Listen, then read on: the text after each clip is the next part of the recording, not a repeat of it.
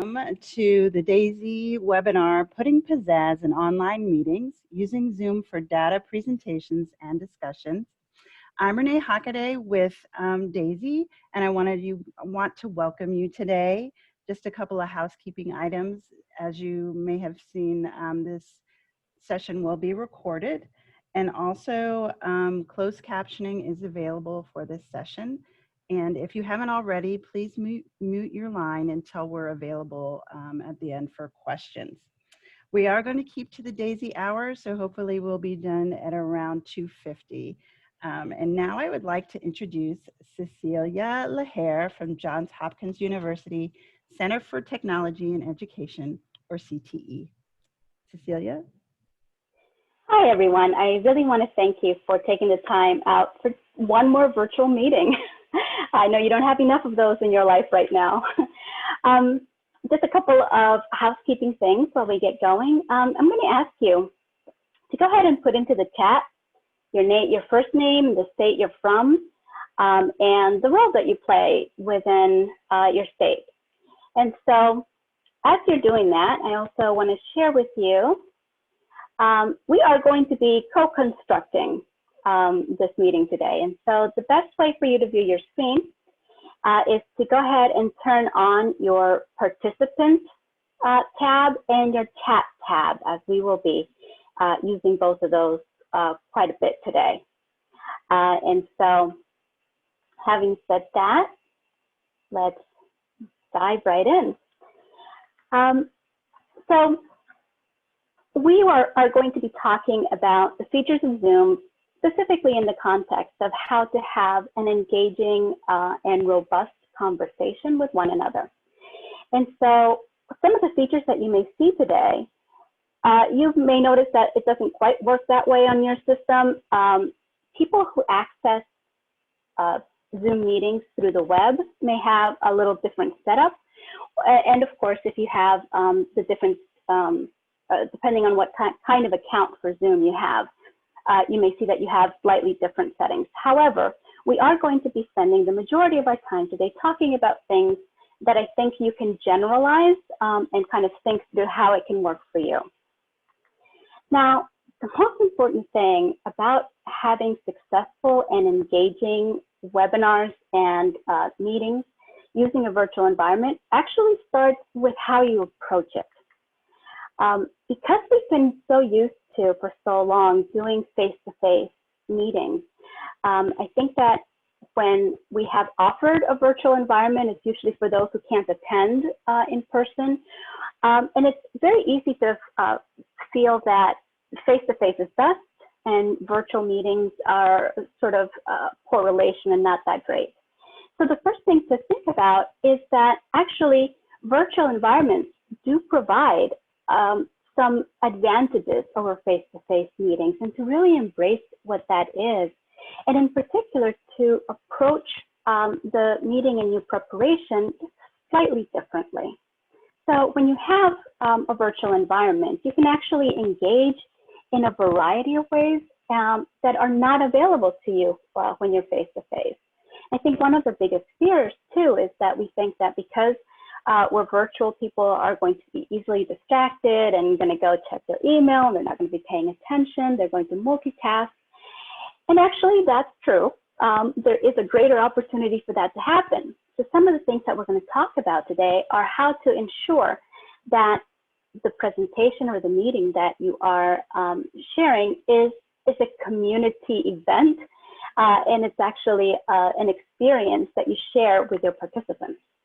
And that begins really thinking about how you approach the meeting, which begins with your planning and your thinking about the platform, working with the team.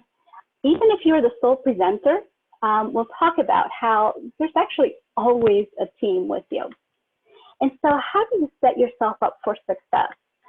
Really, it begins not with choosing the platform's many, fantastic gizmos and ways that features that can make for interactivity, but actually it begins with having a really well thought out plan.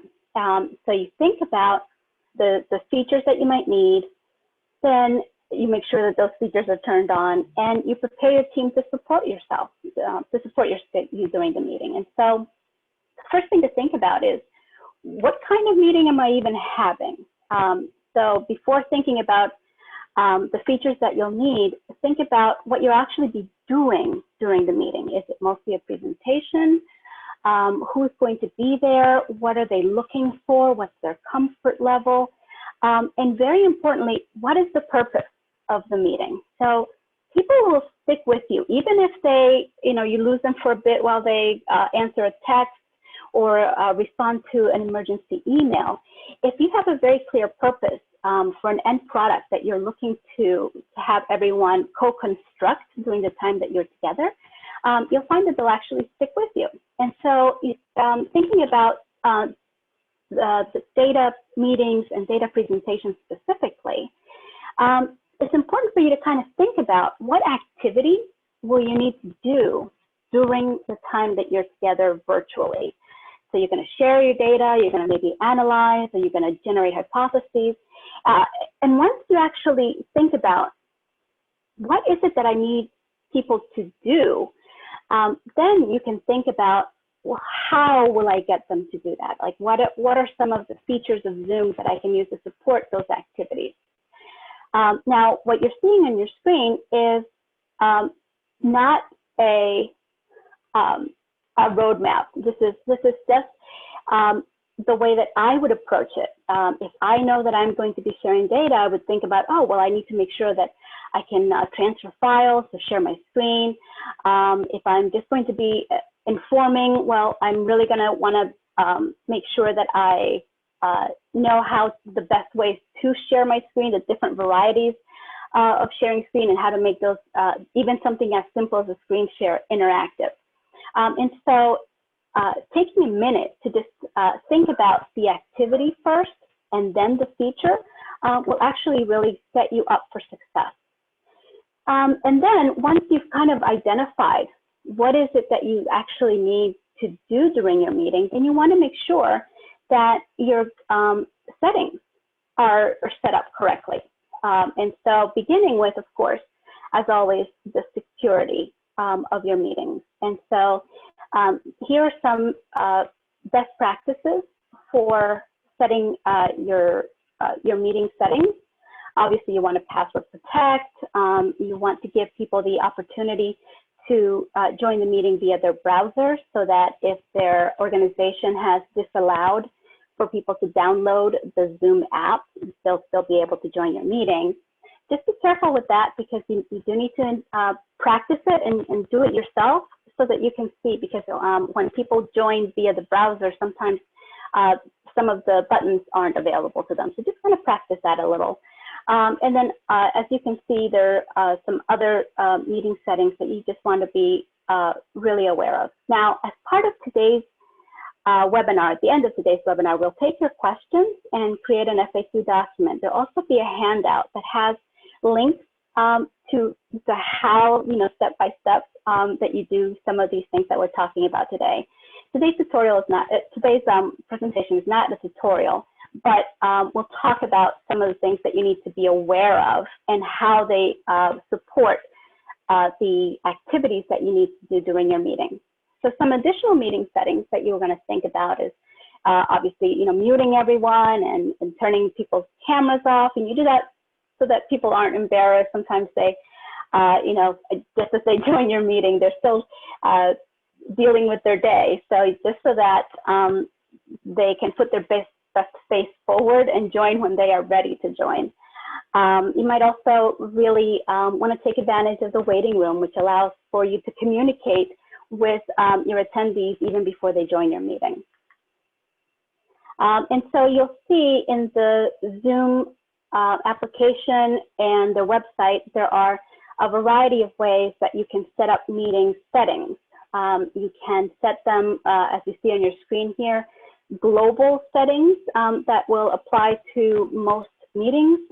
Once you create a meeting, there's going to be additional questions so that you can change some settings specific to just that meeting from what you have as global settings.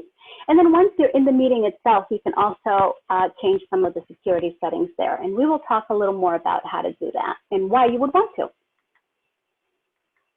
And then let's talk about your team. So virtually, you can't do it all.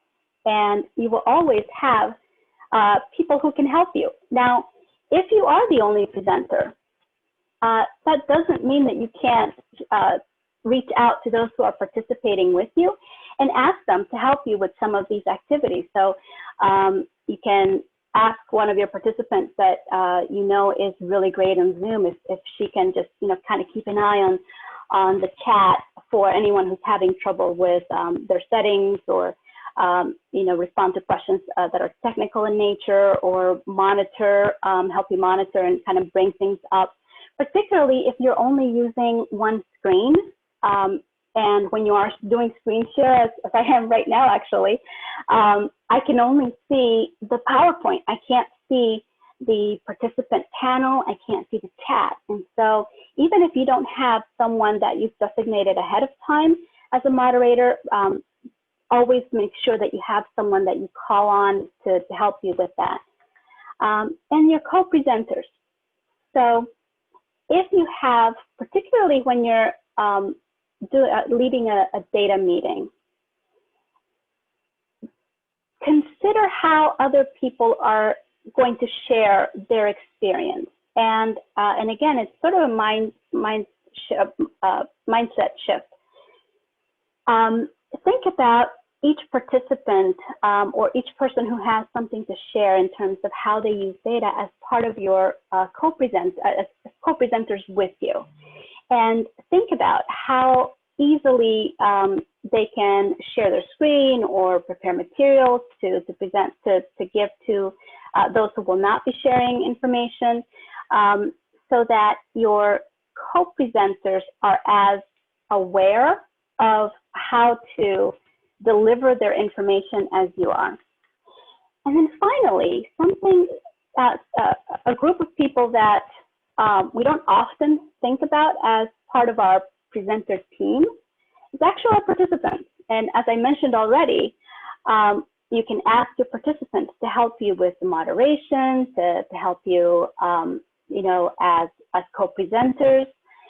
But again, it's how you consider them. And there's a very well-known concept in marketing, and it's how you get to someone to say yes to a big ticket item.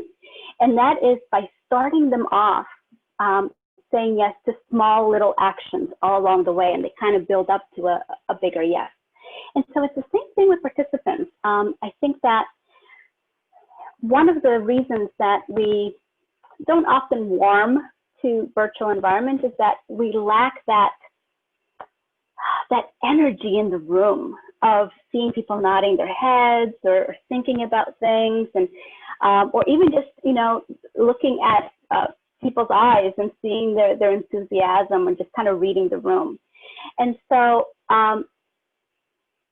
the way that you approach your participants from the time that you set up your registration, by kind of giving them some small actions that they can take all along the way, will ensure that you kind of get that momentum going. And so I'll ask you now to consider how you can ensure that your audience is participating with you and co-creating an interactive experience with you. And so in your on your screens, if you have you haven't set yourselves up this way yet, I do recommend that you do this.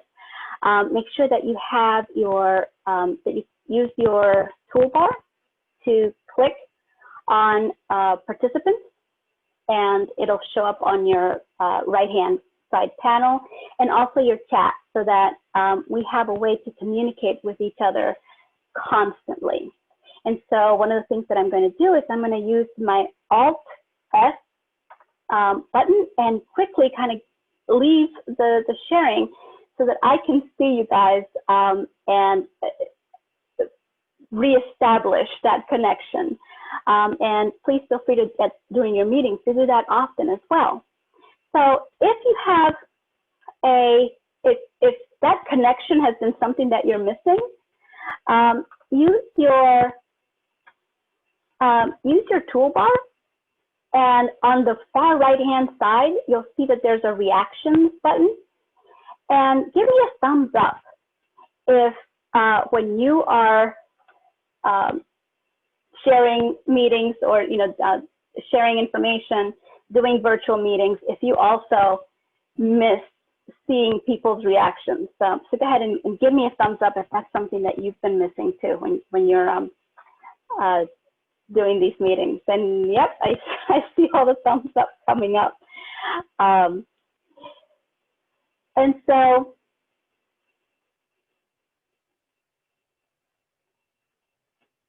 oops, give me 1 second, sorry.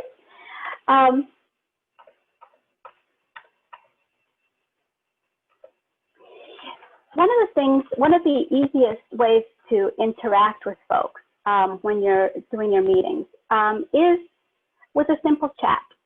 Even if you are not, the savviest of computer users, you can still have a really meaningful and engaging session just by the way that you use your chat and your screen share. And so we'll talk a lot about that today. And so again, think about those, building interaction and engagement along the way. Think about how you can get the momentum going with the chat. So for data discussions, because if you have a large group, it is going to be hard to hear everyone at once. The chat does become useful. But whether you have a large group or a small group, even if you are able to use the, to have people unmute and start the discussion, you're going to want to use the chat to activate prior knowledge. And so when you share your graph, give them a minute and ask very simple questions. Initial impressions, what is your interpretation? What do you think? Just to kind of get them into that sharing mood. If you have a large group, you won't be able to have everyone unmute and share vocally. But if you have a small group, you can. And often what happens, however, is that you ask a question and then there's this like dead silence because everyone has unmuted. And then even though we know as good presenters the importance of silence to kind of give people a moment, for some reason, that same moment of silence when we're doing it virtually, I think it's because we can't see people. So we're like, we've just asked a question and then there's nothing, no reaction. That can get really unnerving for you as a presenter. So the chat with these initial kind of priming the pump questions can get you going. Now, go ahead and type into the chat another simple question that you can think of as let's pretend that you're sharing this screen. In addition to initial impressions or what is your interpretation of, go ahead and type into the chat some small question that you might ask about the data so that it gets people kind of in the sharing mood.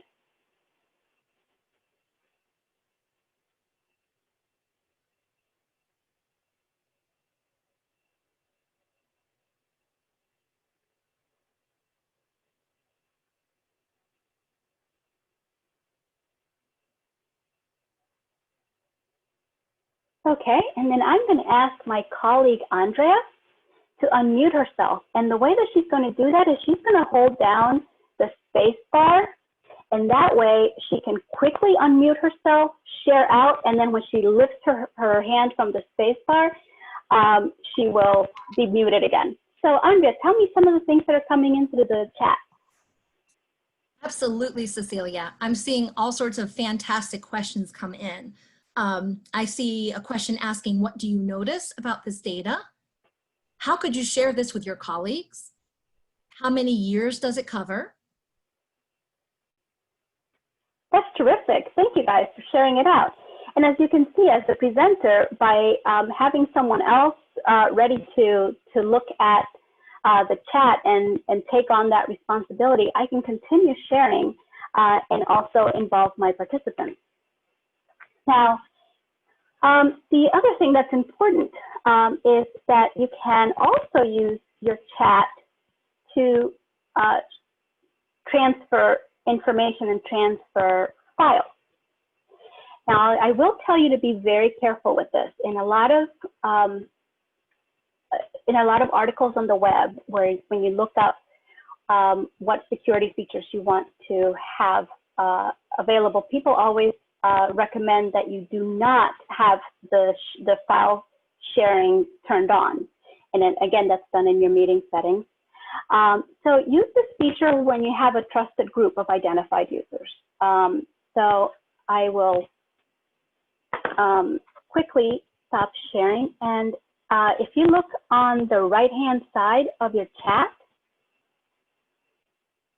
right where it says, right above where you type your message, there is a file button. And when you click on it, it'll give you some options as to the types of files that you can share.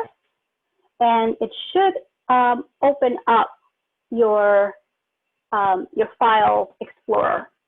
Now, depending on the version of Zoom that you have, some accounts, when you click on that file button, will actually share directly from Google Drive or Box account, or at the very least, you'll be able to share from your desktop or from your file explorer. And so I've just shared with you a blank document. And if you guys can click on it, you'll see what that feels like, looks like. It obviously is blank. Because the other thing that's important to think about when you are using this feature is that you don't want to share information ahead of when you're going to be using it, so just in time. And that way it does prevent people from getting too far ahead of you. You can keep them focused, engaged, but controlled. Always you can, so when sharing it through this file transfer, everyone will have a copy of that file in their, in their local drive. You can always, of course, share a link to a sample document, and I'll do that now, actually, and we'll use this later. And that's a Google Doc that anyone can click on. The difference being, of course, that if you do it through a Google Drive or Box or Dropbox, anything like that, people will be able to co-construct rather than have a local version. And so we'll talk a little later about the importance of co-constructing when you are when you're sharing information. And okay, give me 1 second. There we go. Now you'll be able to download this presentation, and each of the features that we'll go over will have a slide with additional instructions and links to additional instructions, rather.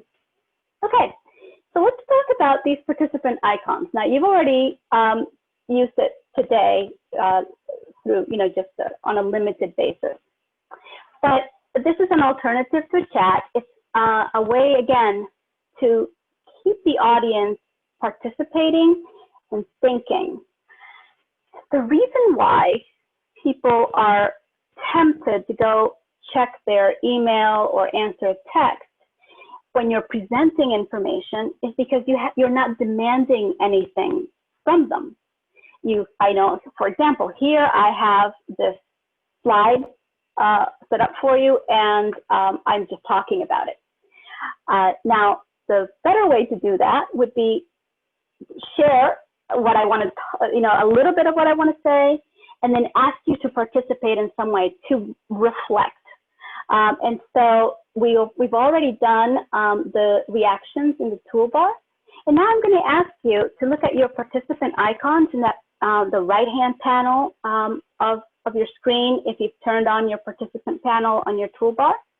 And you should see that there's some icons there. And so I'm going to ask you to give me a thumbs up if you think that this is that using participant icons is something that you think you could quickly incorporate if you haven't been using them before. Now, the raised hand is probably one that you've seen before that people usually use when asking folks to participate. But don't forget that yes, the no, the thumbs up, the thumbs down, the hand clap, even the go slower and go faster. Think about ways that you can incorporate that into your presentation so that when you're showing someone a slide or a piece of information, you're also asking them to engage with the information so that they're not just passive recipients who can kind of zone out. And the benefit to you using the participant icons instead of the reactions that we looked at in the toolbar is that, as you see in that last bullet on your right-hand side, there's a 1 right above the yes, which means that you can use these participant icons as a very quick poll. So for example, I can say, well, there's a recommendation on the table that for the next year, we should focus on social relationships.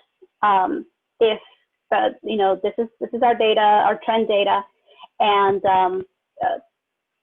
we are considering that the plan that we're going to really do some professional development to help people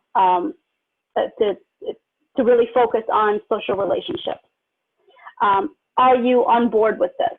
And so rather than having to create a poll for those quick consensus type of questions, you can ask people to give you a yes or no.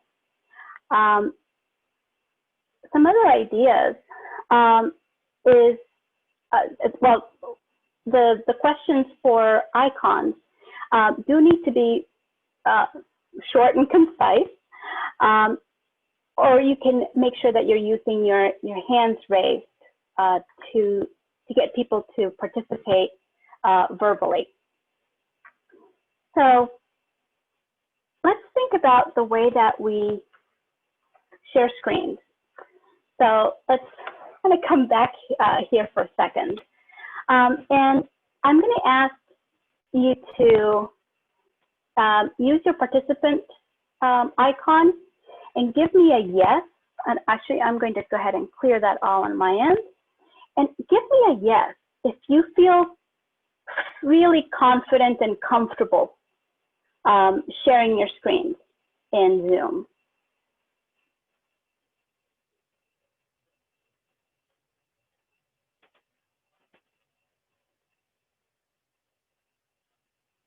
Great, I've got 21 out of 49 responders. So if you're not sure how to get to where we're talking about, move your cursor on your main screen. Your toolbar should show up, and there should be a button with 2 people as an icon. Click on that, and on the right-hand side, then you'll see a participant panel open up, and you should see some icons. And so give me a yes if this is something that sharing screens is something that you feel pretty comfortable doing. And so I see right now there's about slightly half of our current participants who feel fairly confident. And so what I want you to do is to click on, again, from your toolbar, click on share screen, and don't click on anything. Don't share anything, because for the purposes of this webinar today, I did allow for participants to share their screen because I want you to be able to see that panel come up. And so you see that you have basic and advanced. There's a screen, and the difference between sharing the screen versus any of the individual files below is that sharing screen will actually share your entire desktop. Now, you're going to want to do that when you have a lot of different applications that you need to share in a very short period of time. So for example, today I have a PowerPoint. I have something I want to show you in my Chrome. I have some photographs I want to show you. So I've got a variety of things kind of going on. So if I feel really confident and comfortable, so that's the other thing. I would not recommend that you do this when you have a group that you have never seen. So if you're doing a presentation to your stakeholders, don't share your desktop. You are going to want to make sure that you have absolutely everything turned off that you don't want to accidentally share. But the other thing with sharing screens is that you can actually have a really advanced version of this. So in my share screen, because I am the host, I have the ability to have a different setting, one that says multiple participants can share simultaneously. So I'm going to ask Andrea to share her screen. I'm going to share mine. And what I'm going to share is some data. And then Andrea is also going to share. And when so on her screen, she'll see the same green bar that she's sharing a document. Now, for you who are the participants, on your screen, you should have at the top of your screen, you should see you are seeing Cecilia's screen. If you click right next to that, you should be able to see that there's two options, Cecilia's screen or Andrea's screen. So I'm going to ask you to choose Andrea's screen and to kind of compare the two. So she has a DaSy worksheet up. So having the two options that people can look at when two people are, it does say simultaneous. It isn't quite simultaneous because you don't see the two options side by side. But participants can look at one person's screen and then quickly turn and look at someone else's. So for example, if you are looking at the data for the state and then your local data, so you can have people look at a slice of the data and then the data as a whole. Or you can have, as we're doing today, a DaSy worksheet that you're working through, or a Google Doc that you're kind of co-constructing and taking notes on, and you can give people a chance to look at their data and then quickly look at what reactions or what other people are saying about the data. So I'm going to stop sharing, and I'm going to ask you to use your reactions on your toolbar and give me a thumbs up if you were able to see the two screens. And you can use either the participant thumbs up or the thumbs up from the toolbar.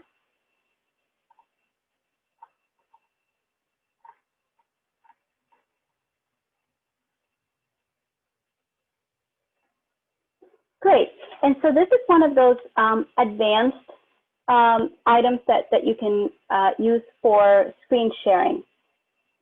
The other thing that is advanced is that you can actually also share your iPhone or iPad. And you do need to, if you're going to go that route, you'll need to download a little plugin. And we won't try that today, but it is fairly simple. And again, it's a good way. Let's say you don't have dual monitors, but you want to be able to share two things at once, you can add to the types of files that you can share if you have something on your iPad or iPhone. And it only works with Apple products. So it only works to share out your iPhone or your iPad. You can't share your Android tablet. The other thing that is, let's say slightly advanced in terms of sharing. And this works particularly when you're co-presenting. So let me share my Chrome here. And then, Andrea, go ahead and ask me if you can share, if you can take control of this screen.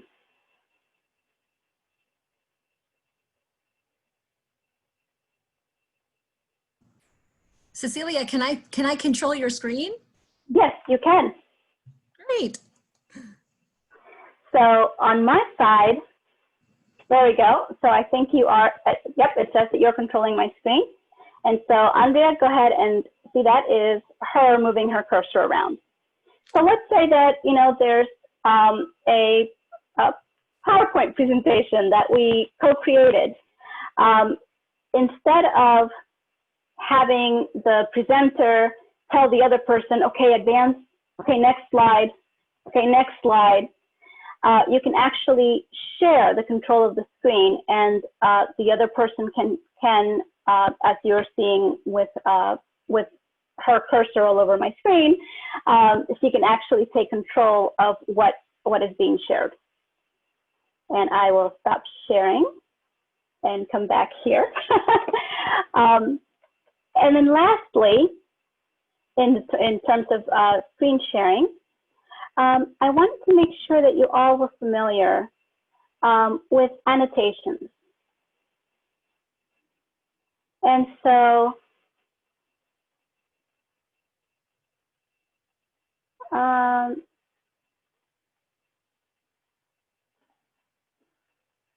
rather than taking the time to have you all try it, you can choose from this annotation toolbar. And again, this is if you are, let's start that over again, sorry.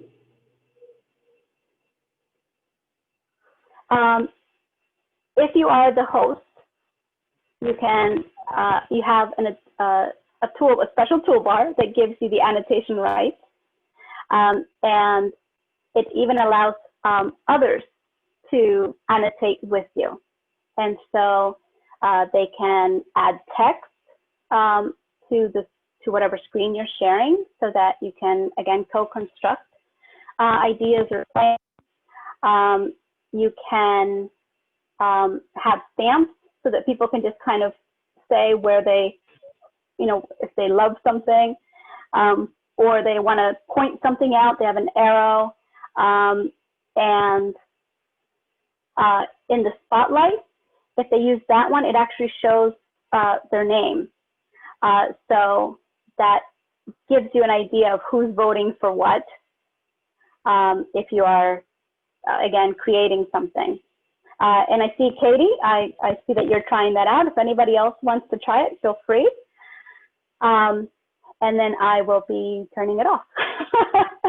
And then you see that you can clear all of the information, or you can also save it as an image file, or as a PDF. So that way you can you'll have your notes from the discussion that you had about your data. And then the one thing that's important is that once you're done with this, you're going to want to disable annotation for others. And again, particularly if you are doing a presentation with folks that you don't know, because you don't want, you know, any unsuitable material to be shared. So I would say that, you know, use your host toolbar to turn it on right as you're going to use it, and then turn it off when you're done with it. And so I will stop sharing that screen. And I hope that's, you know, it's kind of a fun little tool. Some Zoom accounts allow you allow a whiteboard option when you're sharing. So,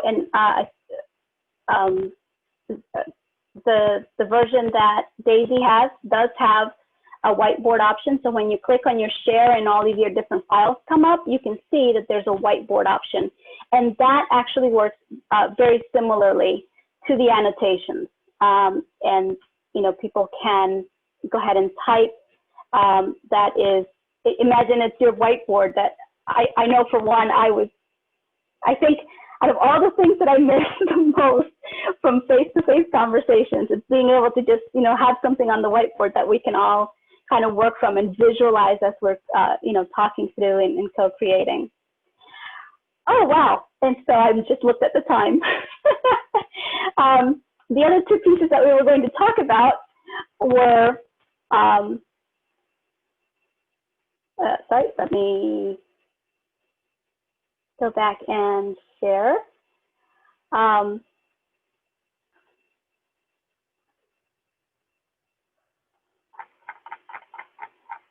There are a few more slides, and again, you will be able to see this once you get the documents from today's meeting. There's, for all these features that we talked about, there's best practices, there's additional resources, and then polls that have, you know, just kind of a little bit of information and a video to kind of show you, you know, how to create it, and then additional resources and breakout rooms. So I do apologize that I obviously talked a little too much today in those features, but when you download this presentation, you'll be able to have those slides as well and those resources. And so from here on out, what you can do to ensure that you're increasing your comfort level is to not try everything at once. You know, practice, have fun with it. Think about a feature that you enjoyed today. Think about one way that you could make your presentations or your meetings a little more engaging, and try that. And so if you could tell me in the chat, what one feature that you saw today do you think that you might look to do in a presentation of yours, hopefully soon? And then we do have about 5 more minutes before the DaSy hour is up. So if you have any questions that we can address real quick, use your hands raised feature in the participant icon, and I will try to get, oh, okay. So I am not going to say your name correctly. So Ms. De La Cruz. Yeah, my name's Tennille. It's okay. I don't expect anyone to know it right away. My question is, are all of these features available for everyone, i.e. those without subscriptions? So that just have the free account? Yes. So I kept, for the most part, I kept everything that I showed today are things that that people with free accounts can try. The only one that I'm not sure of really is the polls. I actually tried it, right? I created a free account for myself right before today to check on things. And I had just kind of made the assumption that polls were something that were readily available. And I didn't see it, but I didn't really have a chance to really look deeply. But everything else that you saw today should be available in the free tool as well. And if for some reason polls are not, you can always, you know, create a poll everywhere, or, you know, Padlet as a separate thing and then just give people instructions in your PowerPoint and then just share your screen out for the poll everywhere. Awesome. And then Suzanne Perry. Oh, you're muted.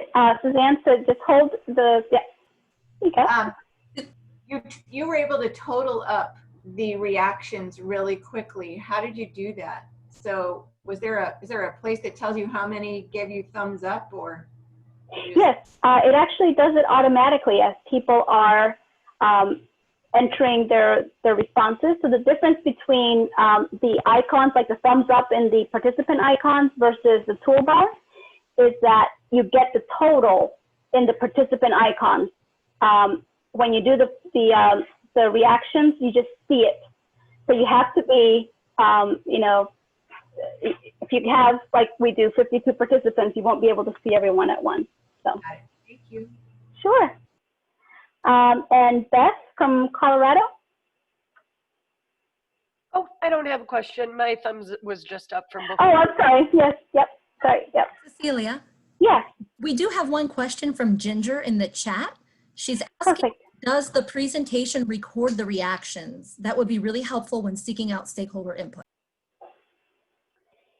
It depends on the kind of Zoom account that you have. So the recording settings are different depending on the account that you have. And the free accounts, I think you can only record to the cloud. With the paid accounts, you can record to your local desktop or to the cloud.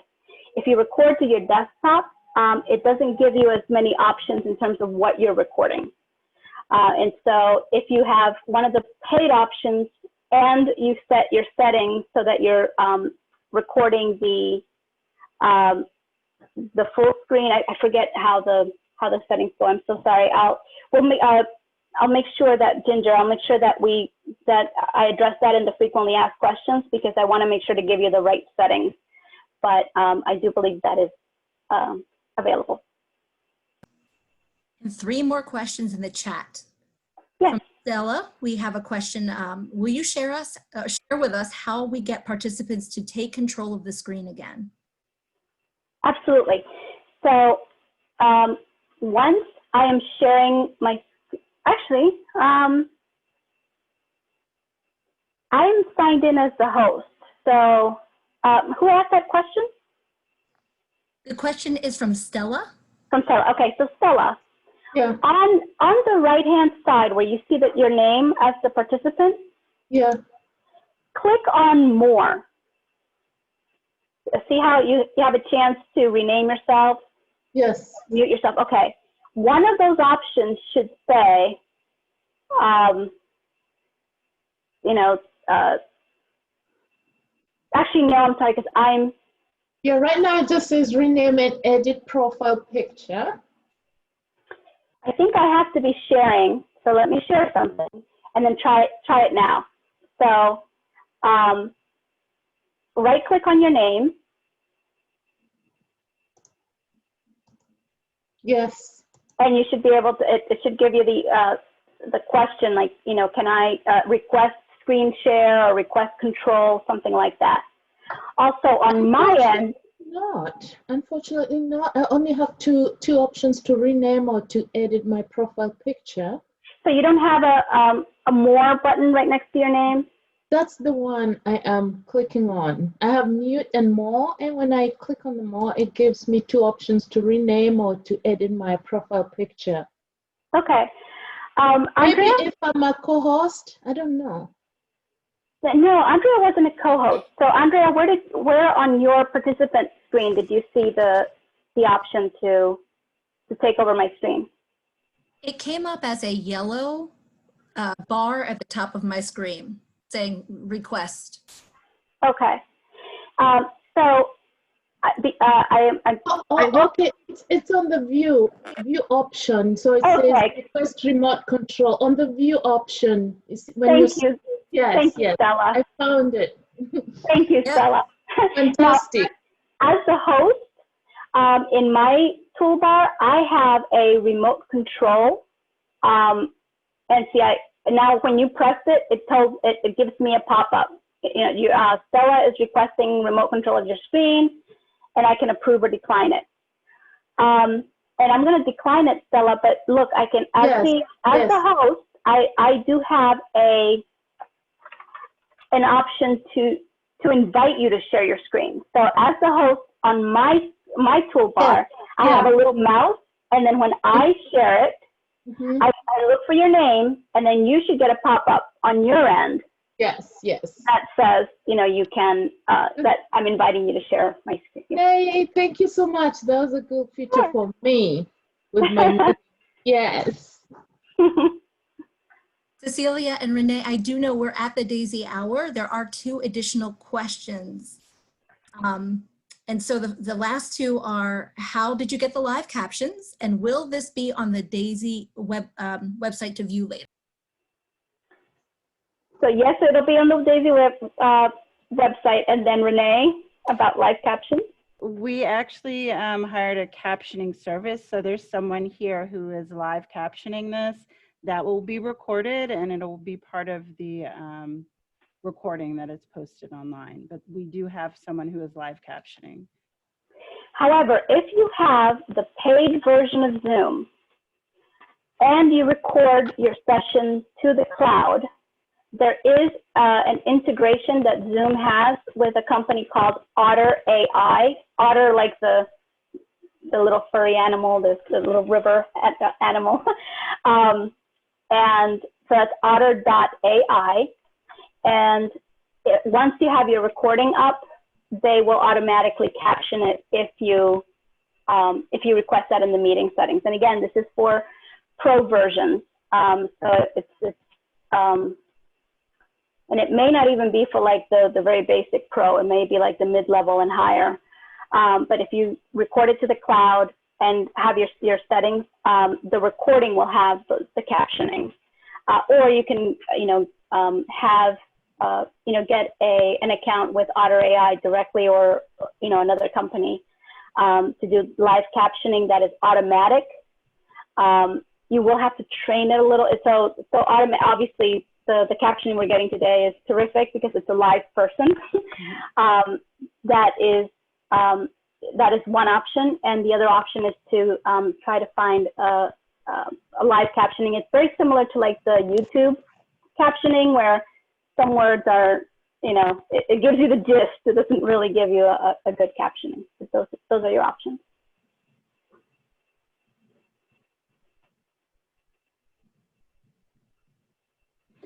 So thank you for being with us. Sorry. Go ahead, Renee. No, I just think we are definitely at the DaSy hour, but this was a really interesting session. I learned a lot about Zoom, even though I host a lot of Zoom meetings. So I appreciate your expertise, Cecilia, and this will be posted on the DaSy website, the recording. And so thank you so much for joining us, and hopefully we'll see you soon. Thank you.